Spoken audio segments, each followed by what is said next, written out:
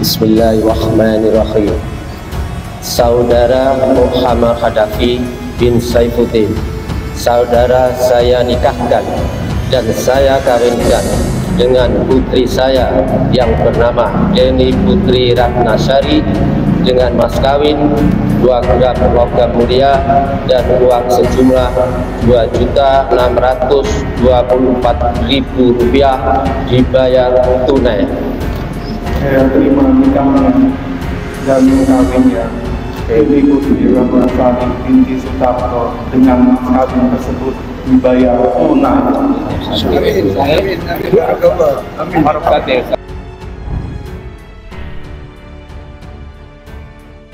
Assalamualaikum warahmatullahi wabarakatuh. Saya mendapatkan undangan ini ya,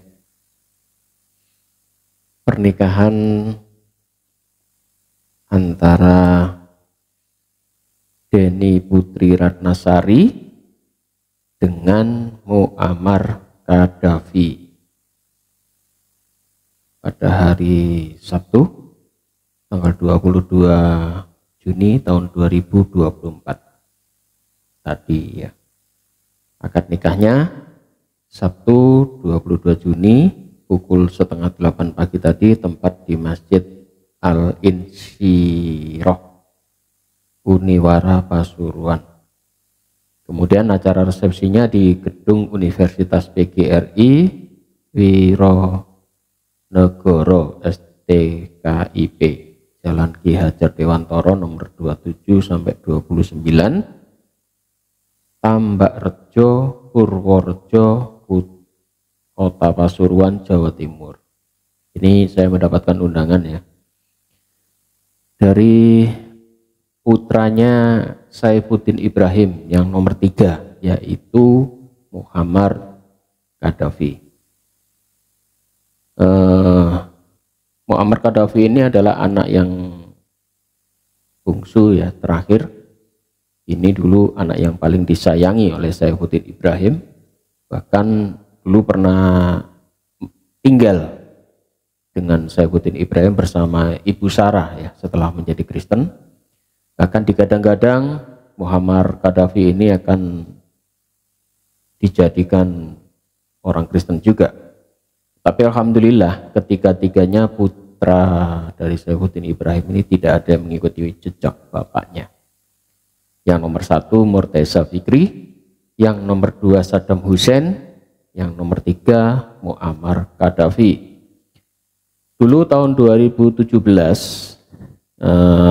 ketiga putra dari Saifuddin Ibrahim ini pernah mengadakan acara dengan kami, yaitu di SD Muhammadiyah tahun 2017, tepatnya tanggal 25 Desember tahun 2017, mengadakan acara di SD Muhammadiyah Pucang, Surabaya, dengan tajuk Bincang Serius dan Santai Bisa Aja, dan juga waktu itu adalah launching buku dari si putra yang nomor 2, yaitu si putra nomor 2 yaitu si Saddam Hussein, mempromosikan juga bukunya yang berjudul Wahai Ayahku Bertobatlah.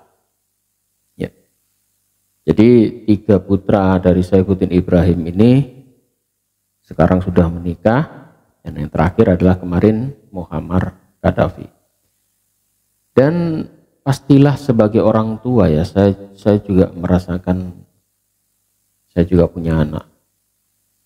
Bayangkan di saat anak yang dia sayangi, meskipun dia sekarang kan sudah punya anak lagi ya, 3 dari istri barunya, yaitu dengan Ibu Sarah ya, yaitu yang bernama Golda Meir, kemudian Margaret, kemudian Daya It. Dan itu tidak menyurutkan ya kangennya seorang tua itu seperti apa, melihat anak-anaknya ternyata yang dari istri pertama itu bapaknya melarikan diri ke Amerika dan tidak bisa menghadiri pernikahan anaknya. Jadi Saifuddin Ibrahim itu pastilah di sana itu pasti menangis. Di usia tuanya yang harusnya dia bisa santai dengan keluarga-keluarganya, malah memilih kabur-kaburan ke Amerika, bahkan memilih menghujat Islam hanya karena dia ingin mendapatkan uang. Ya. Jadi pernikahan dari Muammar Gaddafi ini tanpa dihadiri Saifuddin Ibrahim. Anak yang ketiga ini menikah, Saifuddin Ibrahim posisinya di Amerika, dan yang lebih mengenaskan lagi, dia juga ditinggalkan oleh istri barunya. Dikisahkan waktu itu Ibu Sarah bareng-bareng ke Amerika, kemudian setelah di sana Ibu Sarah merasa hidupnya mungkin nggak karu-karuan, akhirnya dia memilih meninggalkan Saifuddin Ibrahim sendirian di Amerika, dan Ibu Sarah melarikan diri pulang ke Indonesia dengan pertolongan dari KBRI waktu itu. Dan waktu itu sempat heboh ya, karena apa? Karena Saifuddin Ibrahim ini sedang dicari-cari oleh polisi, dan sebetulnya keberadaan Saifuddin Ibrahim di Amerika itu kepolisian pasti tahu ya. Karena apa? Karena KBRI itu didatangi oleh istrinya Saifuddin Ibrahim dan minta tolong untuk dipulangkan ke Indonesia, dengan alasan karena waktu itu paspornya ditahan oleh Saifuddin Ibrahim, dan akhirnya ditolong oleh KBRI dan bisa pulang ke Indonesia. Sekarang hidup dia terlunta-lunta di Amerika, bahkan untuk menghidupi kebutuhannya dia sambil memulung, mencari botol-botol bekas itu untuk dijual. Kehidupannya sangat sengsara sebetulnya di usia-usia dia yang sudah tua. Harusnya dia pulang saja. Apa yang dia kejar di sana? Penginjilan pun dia tidak lakukan di sana, karena dia tidak bisa berbahasa Inggris. Menginjili siapa? Dan ternyata di sana juga dia tidak penginjilan, tetapi malah merepotkan teman-temannya di Amerika. Karena apa? Karena dia hidupnya dompleng ke teman-temannya di sana, termasuk akhirnya mencari nafkah dengan cara menjadi pemulung. Sebuah nasib yang tragis ya, dimana dulu dia gembor-gembornya adalah seorang guru besar dari pondok pesantren Al Zaitun, pondok pesantrennya Panji Gumilang. Saat ini Panji Gumilang juga masih di penjara itu. Merasa tidak enak masuk di Islam, akhirnya dia memilih menjadi Kristen.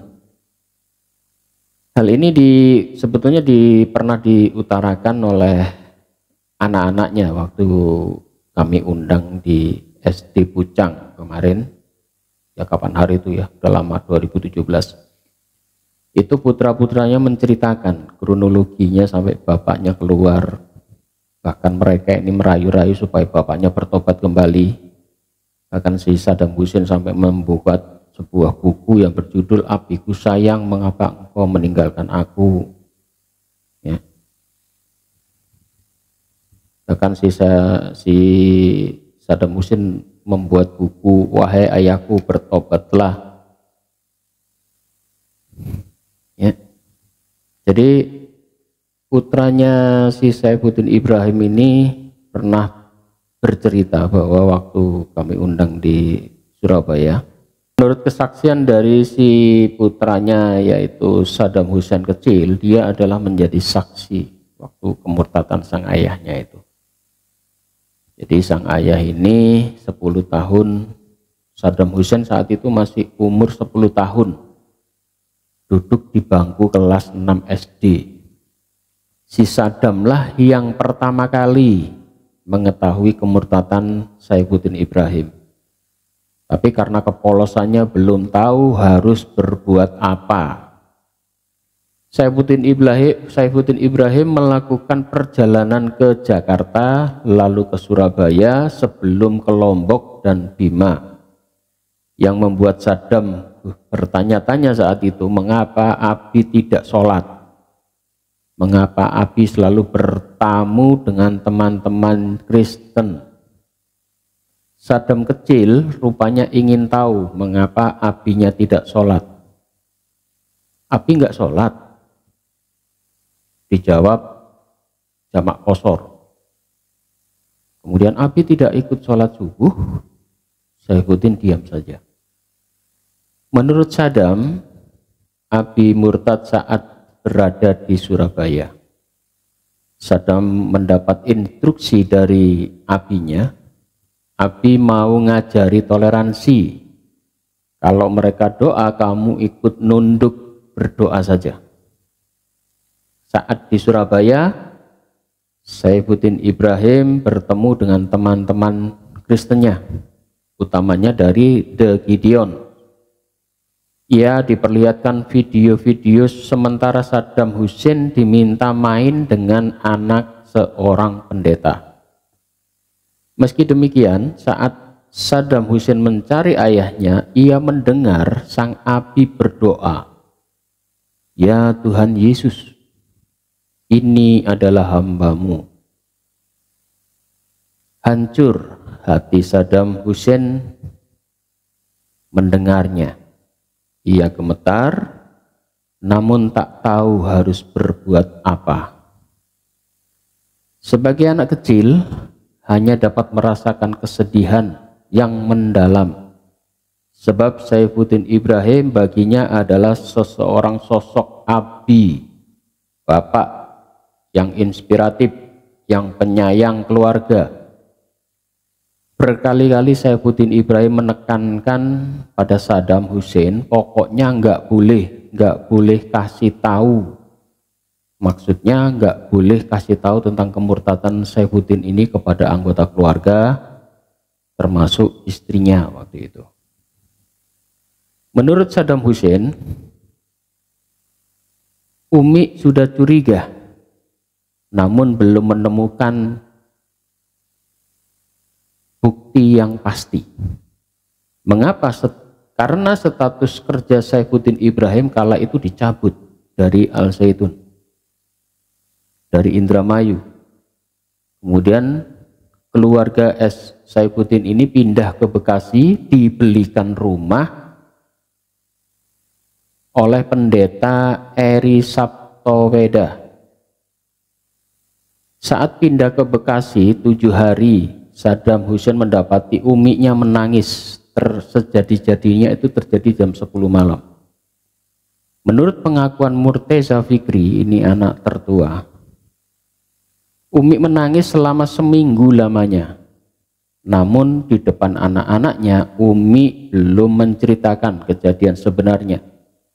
Umi hanya berujar, Abi mau pergi jauh.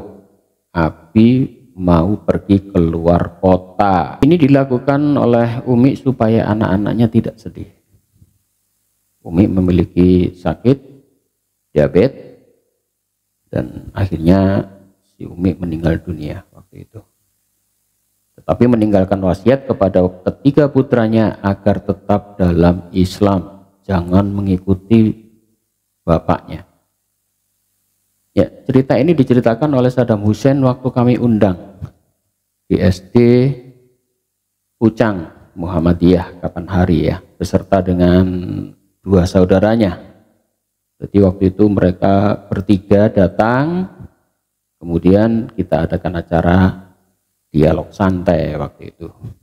Nah, saat ini adik yang nomor 3 yaitu Muhammad Qaddafi alhamdulillah sudah menikah ya, dengan Deni Putri Ratnasari, putri dari Bapak Haji Sutarto dan Ibu Haji Tri Retnaningsih dari Pasuruan, Jawa Timur.